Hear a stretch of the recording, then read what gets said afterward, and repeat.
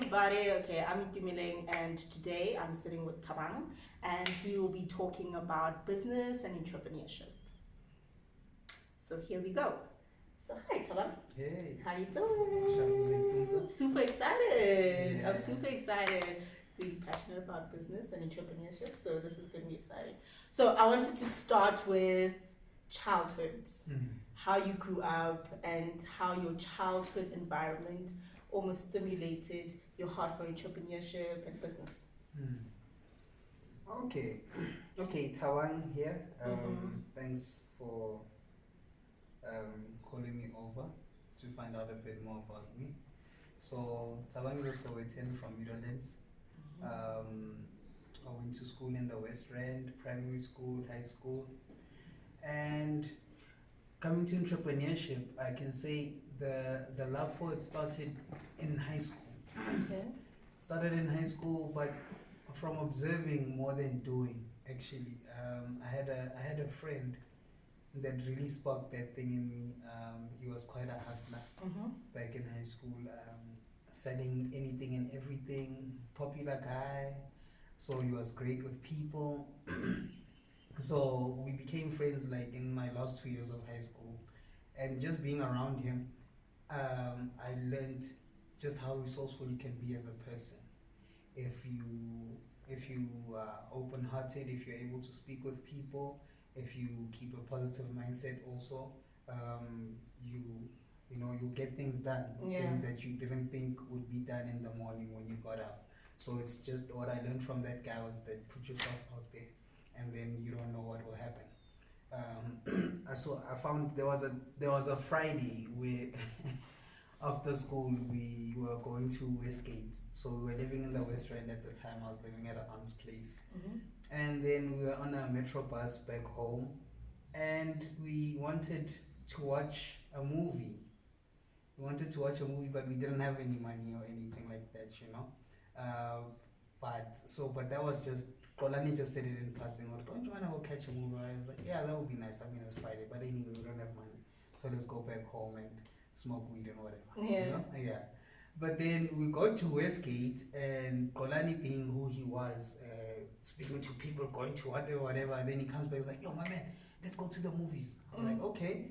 And then next thing we're in the cinemas with popcorn and girls and everything, and everything was nice. Came back that night. We even had a few beers, and I went home, and I was just walking home, and I was like, how the hell did we end up having such a good time with nothing to our names?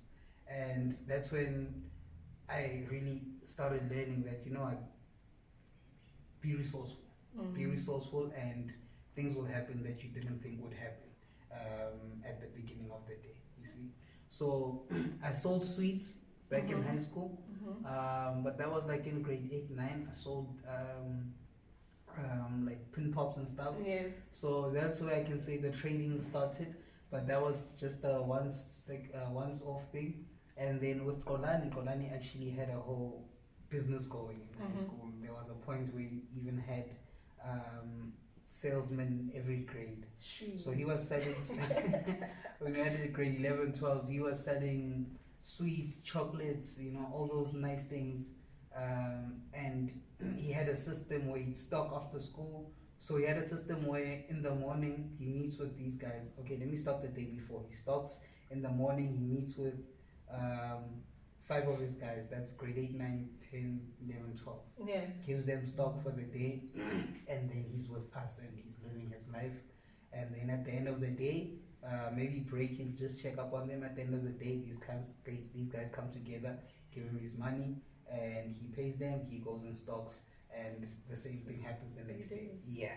So I was like, okay. So now starting, like I'm saying, I was learning. I'm like, okay, so this is how things are done. So for you to make more money, or just to have a bigger impact, you need to be able to, for lack of a better term, to use people. Okay. You need to be able to use other people to get things done for you. Okay. And then you can get more things done. So that's where I can say delegation started. I started to learn about delegation. And then from there on, we went to varsity. And then he was at UJ. We were both at UJ, but he was at the Auckland Park campus, and I was at Soweto. And Kolani started selling shades at Varsity. Started selling shades, and then he was like, "Yo, man, try this out where you are. It'll probably work for you." And I did that, and it worked out for me too. So we were stocking shades in Josie for like 10, 15 rand, and selling them on campus for like $50. So and even in my hood, they love them a lot. So from there on, so by that time I was a hustler now, all thanks to Kolani. So now I'm looking for opportunities. I'm getting up, I'm going, and all of that stuff. And then I was home this one time. Now this is how Mto knows me. Yeah. As this guy who sells muffin. So I'm home on a Sunday, and I'm high. Had some weed with some friends earlier on. Come back to eat my Sunday lunch. So excited. Yeah. Because I'm so high. Yeah. Of course. Having my mother's Sunday lunch, and then she had baked. So now I'm having two muffins, a vanilla and a chocolate muffin, and I've never tasted anything better at that time. And I'm like, and no, it's not like it's the first time I ate. Yeah. But in that moment, I was like, Mama, the stuff is so good. Why don't you sell the stuff? And he's like, where do you want to sell it? I was like, no, I want to sell it on campus. And he's like, okay, then try it. I was like, for real? He's like, yeah, I'll try it. Just see. I was like, okay, cool. And then she baked me a batch, and the following day, on Monday, I went to school, to campus with that batch, and I sold them out in like 30 minutes, an hour. Sure. Yeah. So that's when I started seeing the potential there. Then I realized there's another lady who was in my class who had dreadlocks who was selling also muffins. So I had a chat with her, but she wasn't too receptive because I told her exactly what I was trying to do. So she didn't really like that. But I was like, anyway, I'm going to do it anyway. So like I said, I sold out, and then that first week, there was just like, those little challenges of starting out. For example, the last pile of muffins would be flat because they'd all just pile up on top. So I'd have to come up with ways to do things better, pile them properly, be more presentable, and all those things. That took a month or two, but by that time I had a system of packaging and all that. And then I had to think of a way of selling, because now I had the problem of meeting people at the end of the day that told me that they've been looking for me the whole day. So then I realized that, this thing of walking around, which is what I saw from the girl, won't work for me. So I need to be stationed. That's when I found a spot, and started selling from that one spot. And I sold on campus for 4 or 5 years. So it took me 4 or 5 years to finish my 3-year diploma. I can say just having fun as a kid. The business also, maybe there was a factor, but maybe just man was not as serious as he could have been. Yeah, so, but like I said, the business also was a factor because I struggled a lot with selling and going to class for the first year or two especially. It's only in my later years that I had a system, especially in my last 2 years. I really enjoyed it because I had a system where I'd come with the muffins to campus, and then a friend of mine would sell for me. The guy had like a module or two, so he didn't have any classes. So I dropped them off with him, he'd sell for me, I'd go to class, come back, go to gym and all that, and life was perfect that way. And then, and he had some coins in his pocket to get through the days, because how student life is. It's tough, it's a hustle. So, yeah. So I learned a lot from there. Consistency was the biggest takeout from selling the muffins, because I was selling every day. And did your mom still make them? My mom was making them every day for me. Would you pay her? No. Oh, okay. That's the using people part. That's the using. No, sorry. Actually, no. So the reason why I wasn't paying my mom, she was the one who actually said, no, listen, I'm glad we found this thing to do, and that means I don't have to give you anything now. So I was like, okay, cool. Cool. So I don't mind baking for you. I can bake for you. Oh, wow. That means you don't ask for anything. Using your resources. Exactly. Yes. So, yeah, I think maybe yeah, she hasn't bought anything for me since. No, but you know what? She bought me a washing basket now that I moved to Soweto, so you know. But you've been sustaining yourself ever since. Yeah, That's a good yeah. deal, you know. It's a win-win. Yeah, It's a so win-win. you know, it was an exploitation. Yeah. Okay. You see, I like it's a give and take. You know. Yeah. Yeah. So I appreciate my mom a lot. Like she baked every night for me. She'd work late hours, come back around 7:30 still, but would still bake. Would even go to church on Wednesdays. Oh, wow. Come back around 9:10. Would still bake for me. Sure. You know, she never complained about baking, even when we'd fall out. Yeah. But she wouldn't say, "Today I'm not baking for you," because you know. Yeah. She was consistent, and that helped me be consistent too. Because even on days where I didn't feel like going to school, I mean, like my mom had baked the night before, you know, so I couldn't let these go to waste. So, like I say, I learned a lot about consistency, doing what you have to do, and started to get an insight into how maybe big companies feel. I hated holidays. Yeah, because no cash flow. Yes, I hated holidays, school holidays, public holidays. So that's why I started to see, okay, what these corporates were like, feeling like, you know, public holiday. Why is there a public holiday? I need to sell, you know. So, like I said, man, I took a lot from selling the muffins. And like I said, it'll always be the consistency, waking up, doing the same thing, having to do the same thing, because the customers are there. And if you're not there, the customers are calling, and they'll only call on one day or second day. Yeah. And then after that, there's another person who'll service. They'll find someone else. Yeah. By my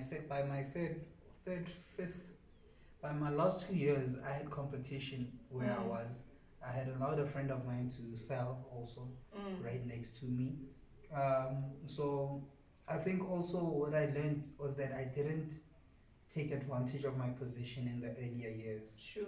Because now I was fighting for market share in the last few years. You understand? And that's where the lesson of growth comes in. That as a business, if you're not growing, you're dying. Yeah. You understand? You're really dying. That's a big lesson. Yeah, that's a big lesson.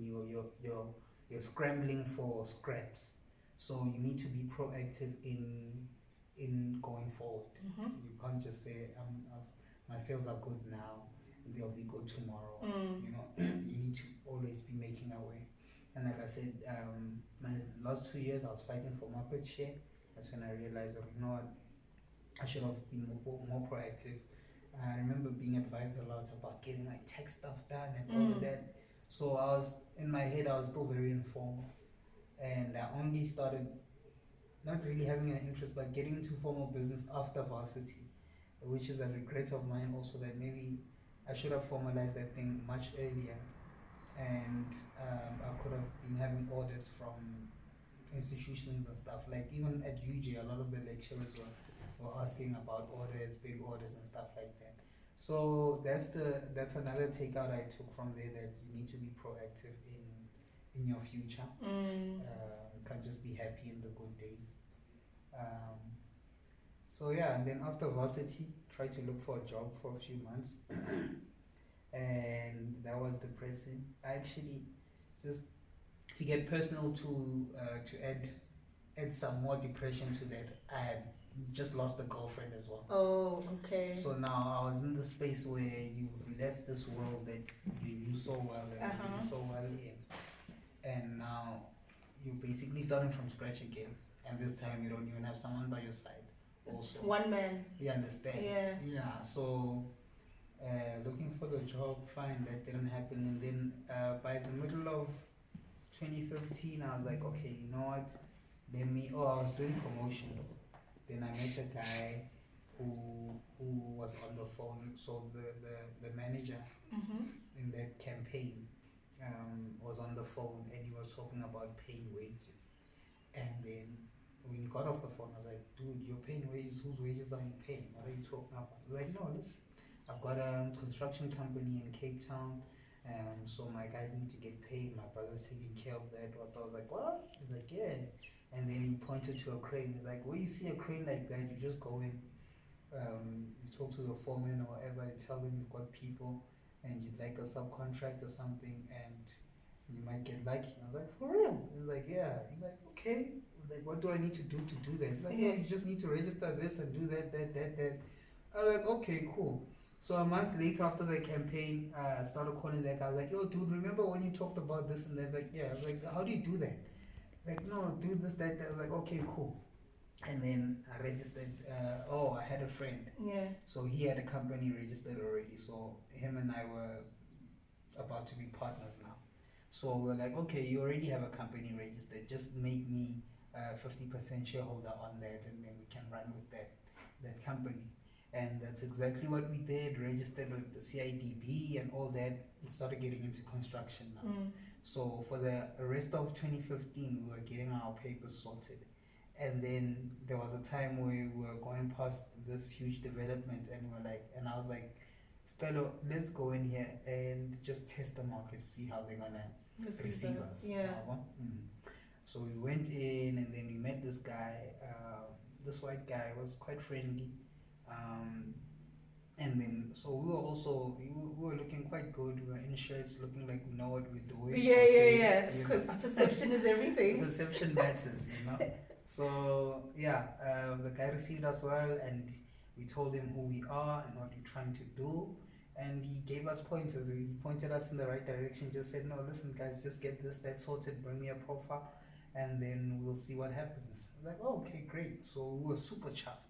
Just from that interaction that guy gave us 2 minutes. Yeah. So we left there. That was in December or November, I think. We left there and then started getting a profile in place. And then the first week of January 2016, we went out there to look for business. We went to that same development.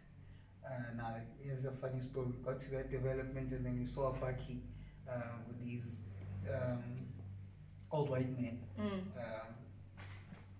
They were at the back of the bakkie with plans laid out and all of that. Yeah. So we just figured that same guys. Yeah, these are the guys. So we're walking out there. By the time these guys turn around, we don't recognize any of those faces, but we're already there. So now it's handshakes and introductions. Hey, we are these guys, and they're like, they really want to hear our story. They look really excited. Yeah. So like, no, this is what we do.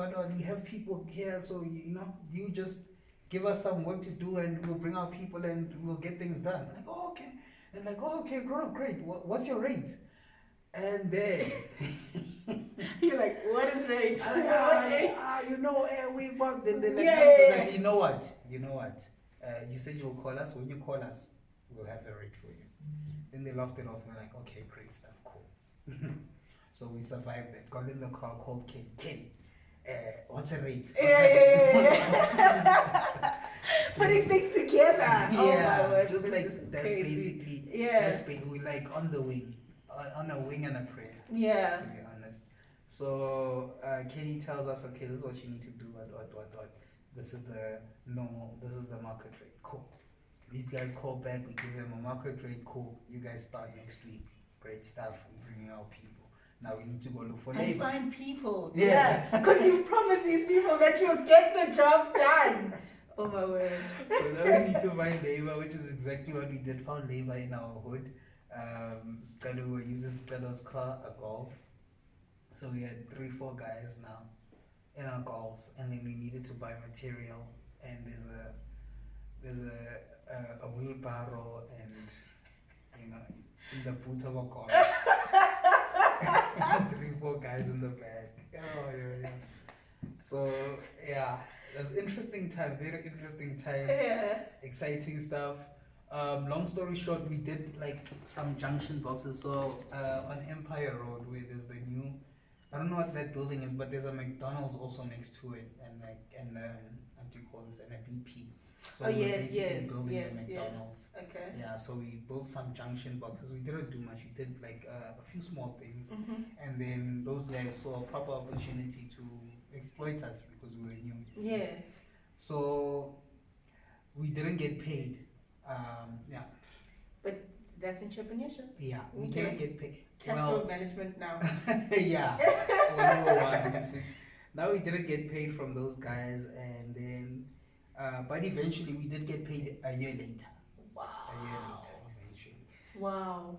Yeah, I know. We had already paid our labor and all that, so it was that.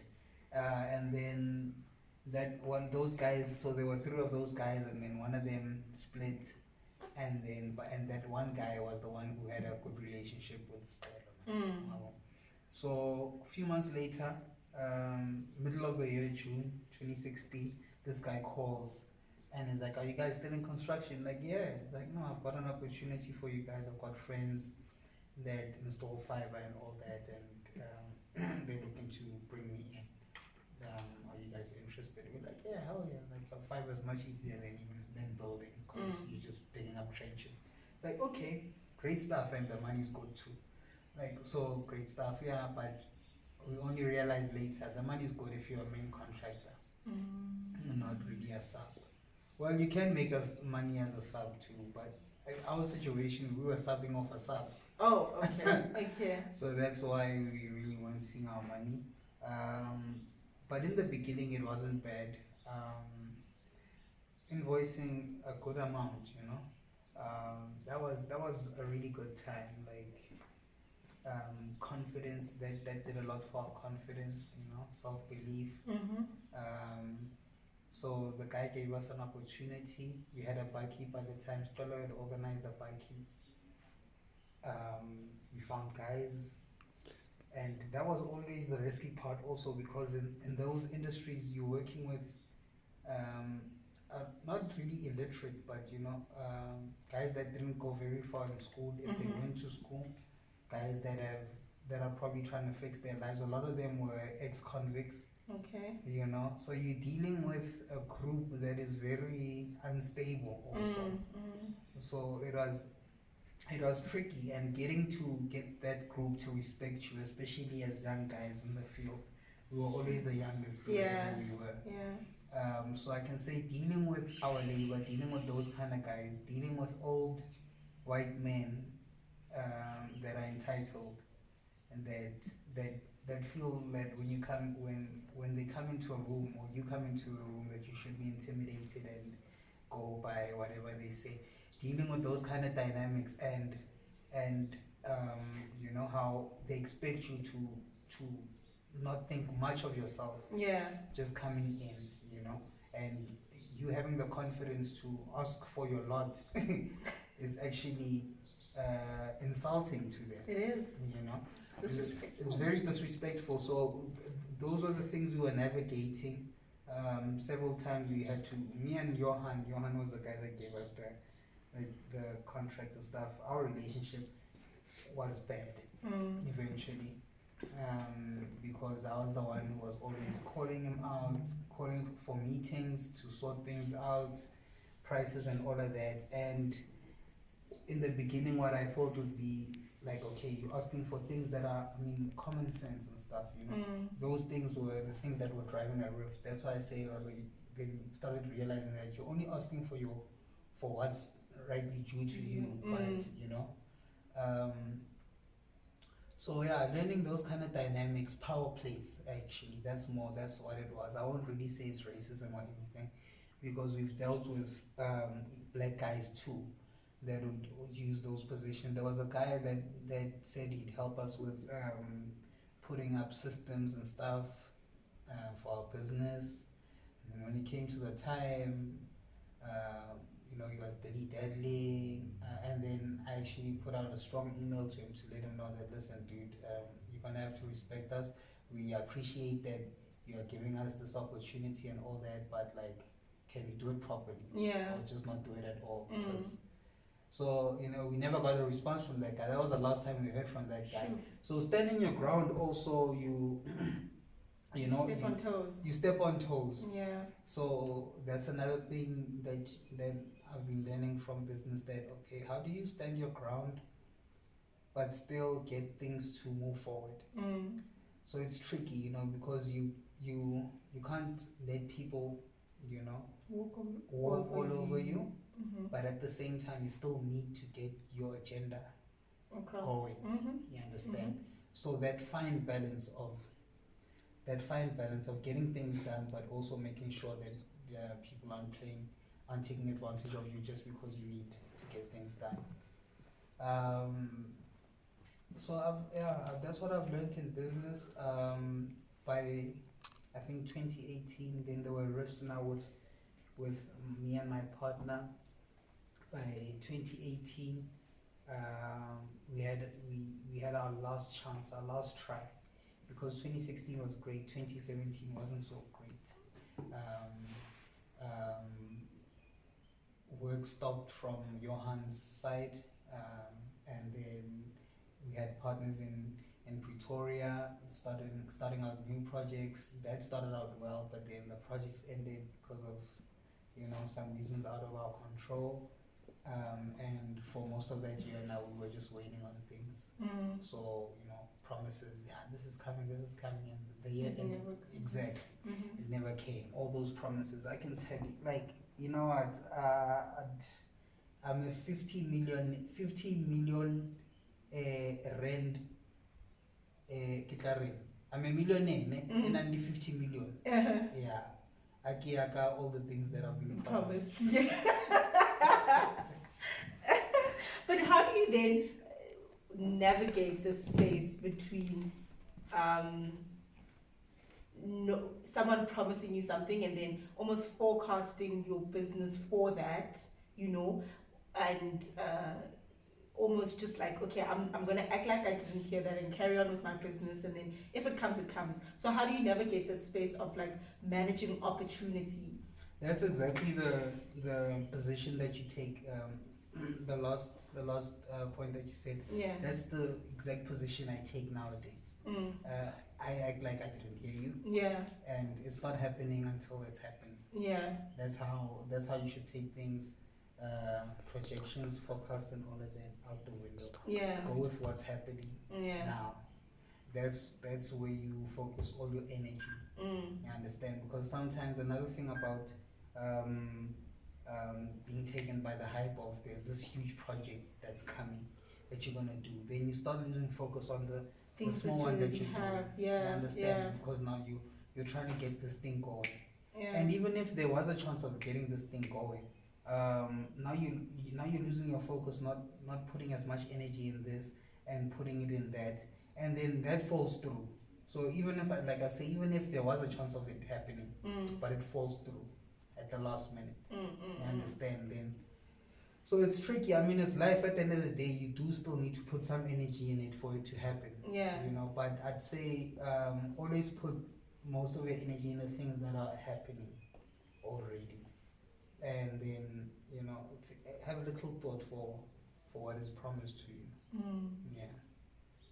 That's I mean, in business what counts is the money that came in at the end of the day. So now I have a question in terms of even with opportunities, new opportunities, or starting something out, how do you manage the funding? Because that's a big problem in this entrepreneurial or business space of like, I've got a great idea, I've got a place I want to be, but I can't manage the funding now. So how do you work around that? That is actually the reason why I ended up having to find a job. Yeah. Came to a point where I realized that we actually, like, even my relationships were getting messed up. Relationships with uncles and all of that, because when we needed something, a project going, we'd have to find money somewhere. Yeah. And I'd always have to make big promises, go to people who see some potential in me, or people who believe that I'm gonna be something great at some point. And they'll give me 5 minutes and I get them to believe in this thing, and then they'll put in money, and then things don't work out and the relationship is gone. So like I said, in 2018 we had our last client. That was our last push now. Because another thing, partnerships are great, man, but they're very tricky. They're very tricky, because the position was where my partner and I, we're not in the same position, like, in life. Okay. Like, he was in a much better off position. Okay. So when things weren't going well in our business, he wasn't taking much trade. Okay. On a weekend, he'd still be able to take his girlfriend out. Like, life doesn't change, but there was a lot more pressure on my side. Okay. And that strains things, even just between the two of you. He's a great guy too. I think also maybe he'd even have maybe feelings of guilt sometimes, or suspicion that maybe I'm having bad feelings towards him because so those kind of things come into play.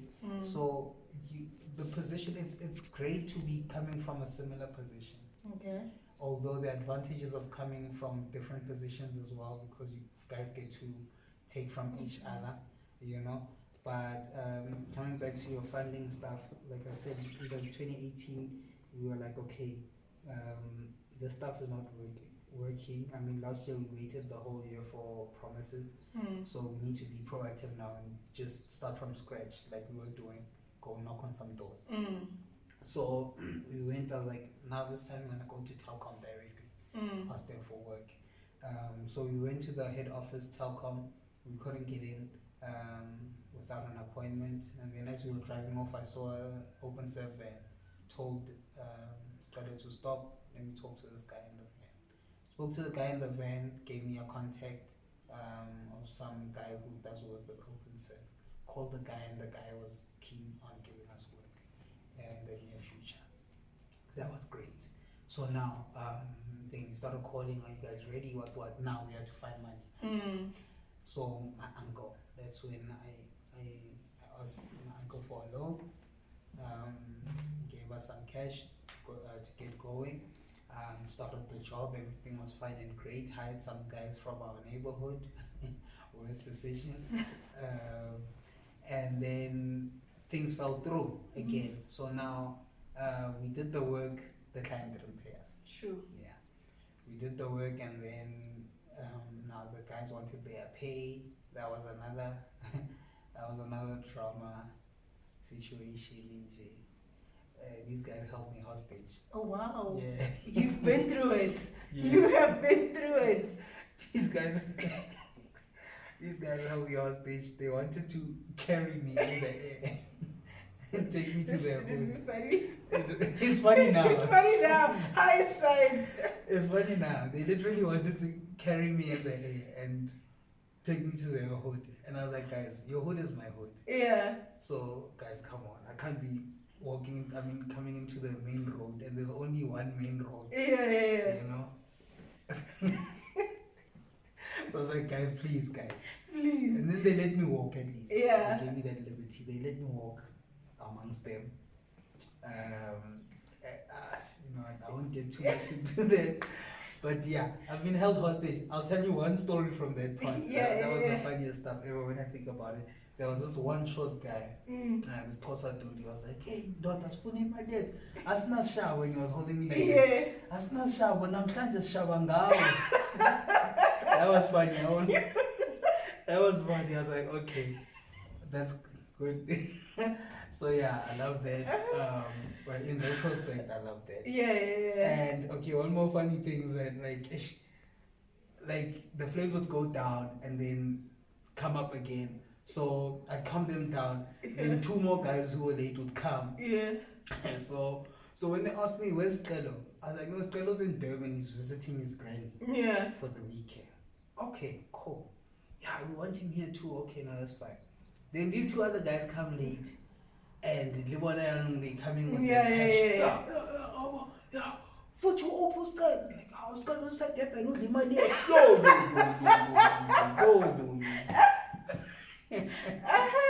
So it's funny now, But yeah, it was just. There was an aunt, I was texting an aunt, she was in church at the time, I was inboxing her on Facebook, I'm like, I'm dying, can you help me out? Yeah. I've never heard from her since. So she didn't even respond to the inbox. She started to respond, she told me about how she's in church, she'll come back to me, and she can see that, hey, dude, funny now, Yeah. She never did get back to me, but like, that's another nice thing that I liked about business. It really cut the grass for me. Yeah. Started to see, okay, who's who, what's what. Yeah. Because those times where I had nothing really. All I had was myself, and I was spending time with myself, getting closer to God also. like I said, it cuts the grass. You really start to see what matters and what doesn't matter, and who's for you and who's not for you. So, and those who are not for you, it's not a hate situation or anything. It's just stay out of my way, I'll stay out of your way, type thing. So that's what I learned. Like I said, we borrowed money from my uncle. I was paying him. When I got a job, I started paying him back. So when that thing fell out, I had to reassess what's happening, and I could see already the relationship with Stella and I already was breaking down. Yeah, it was breaking down by that point, and I could see that he's taking so much strain and all that. He was telling me, go get a job. Or I remember with that last client, he was like, go get a job. I was like, listen, dude, I'm gonna try one more time. So after that, I was like, you know what? Let me just go find a job, because I'm also tired of having to put a case forward every time we need something and I need money. And we need to go to people and get them to believe in this, and So I was like, you know what? If I had my own money to do all these projects that come to me, I'd have a lot less stress, and even when things go bad, it's for me. That's when I was like, you know what? Go work, build up a base, build up some capital, because you started this business thing straight from varsity with nothing to your name, no real money, and you realize that you need money to make money in business. True. And as much as we were getting, money of kind of getting promise of potential, it's not enough, and it puts too much strain on you. So that's what I learned also, that you don't build. It's like at that time also, like a lot of us were crying about funding. Where do you get funding? Hey, which institution? What? It's really not about funding. You need to build from scratch. Sell one by one, day by day. Then you've built something solid. If you have something that starts out and then you get funding, 1 million, 2 million, whatever, looks great, sounds great, but it's really a poison chalice, because you're no longer your own boss. Firstly, to be honest, you're never really your own boss. That's another thing I learned in business. Okay, that's an interesting one. Never heard that one before. Okay. You're never really your own boss, because you think that you get into business to be your own boss. Then you realize that you're in business, you have so many bosses. Sure. Your clients. Okay. All of your clients are your bosses. That's true. All of your clients are your bosses. You have to answer to all of them. And even if the work is being done by your people or whatever, but like I said, they're your boss, they come back and ask you, so you are accountable as much, even if you're a big shot here with your people or whatever, but when that guy calls and asks you why isn't this being done, you have to account. So he's your boss. You understand? So you need to get that out of your mind when you're going to get into business. True, that you're your own boss. It's a myth. It's a myth. You're not your own boss. So man, to answer your funding story, funding poison chalice, build from scratch, then you've built something solid. With funding money, you need to pay back. You actually sometimes with that you've built a business for those investors. You understand? Because now you're making money to pay them off. You understand? So you had a bit of talking. Well, you spoke a little bit about people and just how people play a role in your journey, right? And I just want to know how you choose your people, because a lot of entrepreneurs talk about how, in fact, the people that you choose to do work with and to build with are the ones that make the business. So how has that?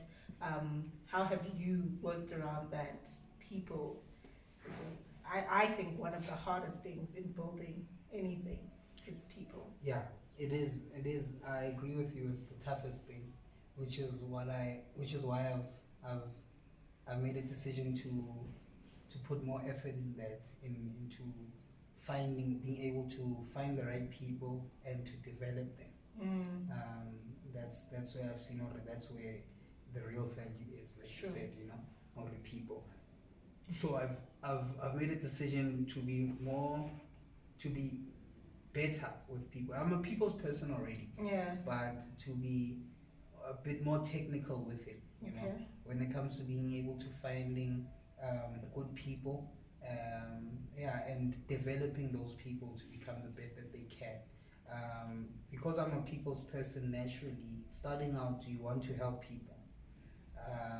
You know, you in the hood they see this young man who has potential and like, you want to stick with you, you're gonna take us far, and you like, okay, yeah, anyone who's feeling that way, let's go. I understand. And like I said, that was the position in the beginning, or anyone who wants to ride, let's ride. Yeah. Because we're really about helping people and whatever. But then I've come to realize that you only help those who want to be helped. You understand?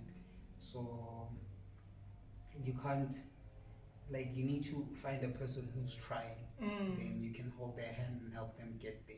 But you don't go to a person and tell them that, listen, dude, wake up. This is what you need to try. do. Yeah. Those are the people that are gonna basically be your downfall at the end. True. I understand. That's what I've learned, that you know what, you don't help people. I think goes back to when James was saying that, am I a bit rude or what, you know? You know, you have to be real, like, in life, and be frank. That's what I've learned. Being not too nice, too polite. I don't want to say won't get you anywhere, but sometimes there'll be so much smoke screens and you're too polite to clear those smoke screens. So that's why sometimes you get these business people that seem so cutthroat and whatever. It's really, you just it's really, the environment. It needs you to be. Yes. The more straightforward you are, the more everyone knows where they stand, and everybody can find their place. And I think also, okay, with people is that people always maybe don't know where their place is in your dream or in making this business work. And like, how do you then define for people, this is what you are here for? Yes, I want you to be much more, but this is your main role at this point. Yes. How do you define for people, like people you've worked with, whether it's the construction workers, whether it's the, you know, your partner, you know, your family, your shareholders, or even any stakeholder in your business? How do you define that place? I can't say. I can say that's what I'm learning. Okay. Goes back to, like I'm saying already, just learning to be able to develop people. But I guess by learning myself, that's when I'm able to know what it is exactly I need from the next person. Yeah. I understand. So I take a lot of time to be by myself, to understand what I want. And like I said already, the helping people out thing in the beginning was a thing of anyone who's asking for a slice of bread, you help out. You know? Yeah. But you need to ask this guy, are you willing to help me bake? You know, are you willing, or bake the bread yourself? Yeah. You know. So, it's now I think now I'm becoming a person who will stress test people before I'd put them into my environment. Okay. You know, to see what kind of person that person is. Is that person really serious about going forward in life? Yeah, like I said, you need to help the person who wants to be helped. So like right now, I'm working, and I'm trying to get a business going. So I've got a van from those fiber times, and now I've got a driver. So I've got this guy who was managing the whole process of the van getting fixed, and then he's gonna be driving. So we signed him up on the take a lot or whatever, and you know, we've got our own strategies of how we'll make money. You understand? So me leading this guy, I'm learning myself. And then also, like I said, okay, I've taken Horoke in Fitu. You don't help anyone and everyone. A person needs to show what to see. Yeah. It's very tricky. The people thing is the trickiest part in business. It's the trickiest part, because those same people are the ones who will bring you down, even if you treat them well. Yeah. So it's not a given. Yep. Yeah. I know too well. Yeah. No. So okay, now a quick question. This is if I'm under Are entrepreneurs born or are they developed? Entrepreneurs can be beaten into shape. Yeah. Environments make entrepreneurs. I think so too. Yeah. Environments make entrepreneurs. You find yourself. I think the best entrepreneurs are the ones who found themselves in a corner. And had to get out. And he had to get out. And that's why, with our conversation downstairs, you were talking about how as millennials, we're not really about that mentality of working for a company and having it take care of you forever. Just lost my train of thought. Yeah, so but I also genuinely believe that entrepreneurs develop in the environment. Mm-hmm. And I think you developed in a place where your friend Kolani, you saw that and you were like, okay, there's life where I can make things work. And I think that's the culture we're moving into, hey? Yes. Which is great. Yes. Which is great. But my thing is that in a South African space, right? And I was doing a quick high level research, and in the South African space you find a lot of high earning people are not entrepreneurs, they in managerial positions. So how do we flip the script as South Africans to say, actually the people that should be the highest earning and making the most money are entrepreneurs? How do we flip that script? Because people want to now go into employment and work for 15 years and 20 years and get to this position of senior manager so that they can get a good income. So how do we do that? I think things like in this world, things are natural. Like things that must happen will always happen. And naturally, if that is what's supposed to happen, that is what will happen. Yeah, I don't think sometimes you stress yourself out by trying to do something not really that's out of your control, but really something you shouldn't have anything to do with. These corporates are paying the managers much more. The entrepreneurship environment is very competitive. There's a next guy who can give you same service much cheaper price, Yeah. So the way things are, sometimes it's nice, things are a certain way, and then especially as intellectuals, academics, what I find, you have this utopian world, that you describe, but what's really happening on the ground? And if we can really appreciate what's happening on the ground, we can appreciate just how far off, or is this even feasible, for us to get to even that stage that you're talking about. How possible is it? Yeah.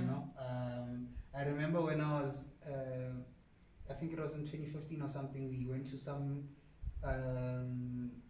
ANC Youth League thingy, business thing. And then there's a guy I met afterwards, I think he's a CA or something. And then, he's a lawyer, so I don't remember. But he was offering his services to us as well through the big company that he works for. And I asked him about entrepreneurial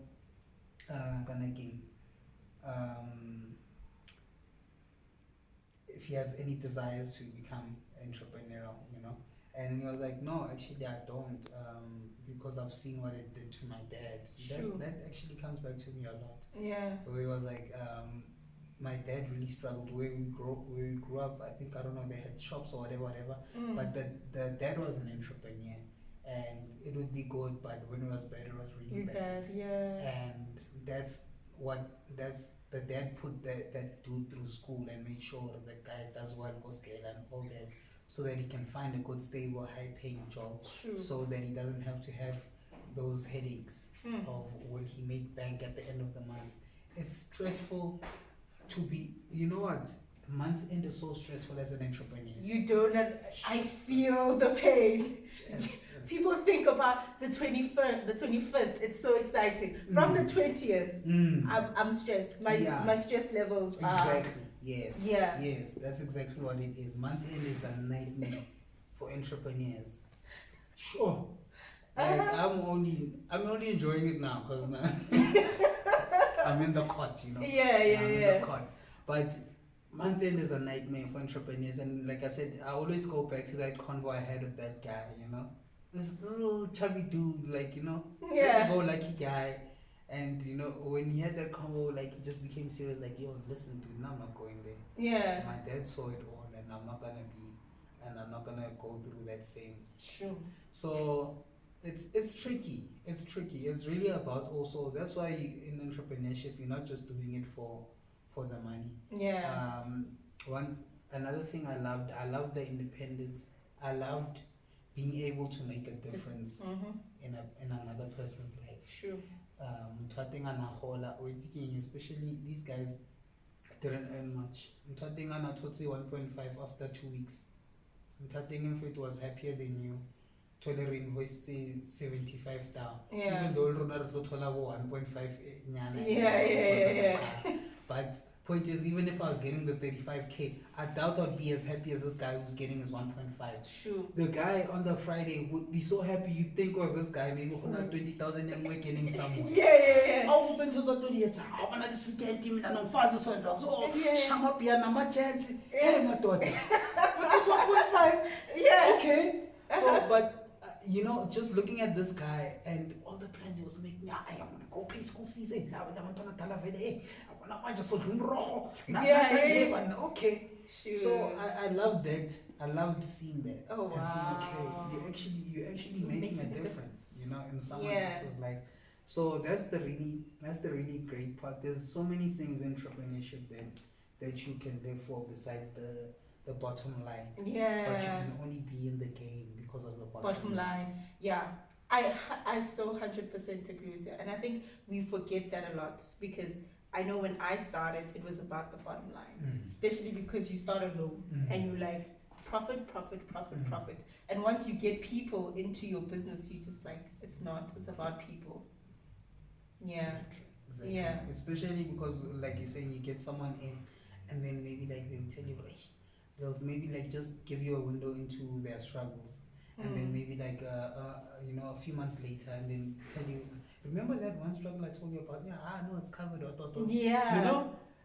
That feeling that you can like for real, even if you don't say it at that time, but when you're sitting alone, like, hey, this is exciting. But now I've got a question with especially you in your intro you said you're a guy from Soweto and Soweto born and bred and I want to know with this whole unemployment rate 38% and only 29% of the 29% are still looking for a job and actively looking.